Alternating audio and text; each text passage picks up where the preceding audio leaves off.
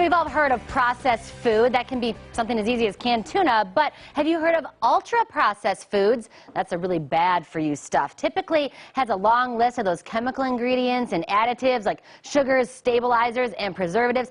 Well, a new study says Americans who eat those types of foods eat an average of 500 more calories per day than people eating minimally processed food. So these ultra-processed consumers also ate faster and took extra helpings. All of that information just makes me cringe, so can we please talk about the good-for-you stuff? Not just the good-for-you stuff, the really good-for-you stuff. I'm talking about superfoods. Please welcome nutritionist Teresa Parker. Thank you for joining us. Hi. So some people say superfoods are a bunch of hype.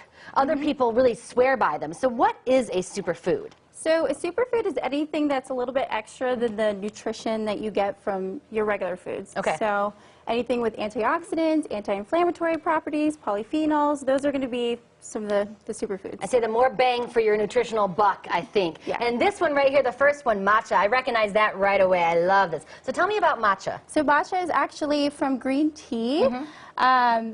So it's really good for detoxing. What it does is it kind of helps your body do the two phases. So the first phase is taking the toxins and converting it into a form that you can eliminate. Okay. Oh, good. Yeah. And it's just basically like the green tea leaves ground down into a powder, right? Yeah. Okay. You typically see it in Starbucks, but try not to get the lattes with a lot of sugar. So you can try it in a latte. I can have a matcha latte. You can. Fantastic. But try to avoid all those extra sugars. Yeah, you can also put it in protein powder as well for smoothie in the morning. And I've also heard that it has sometimes anti-cancer properties as well. Yeah, it has catechins, EGCG, which is the antioxidant property, which has the anti-cancer properties. All right, so from matcha to maca, is that how you say it? Yeah. All right, so what is maca root? So maca root is for hormonal support and energy. Typically you see this for supporting libido, for women with irregular periods, and it also brings up your energy levels. So it kind of holds up your hormones, balances them out? Yep. How would you mix this in? Because a lot of these you can just add with a smoothie or maybe even to your oatmeal in the morning or something like that? You can put this, in your oatmeal, protein powder.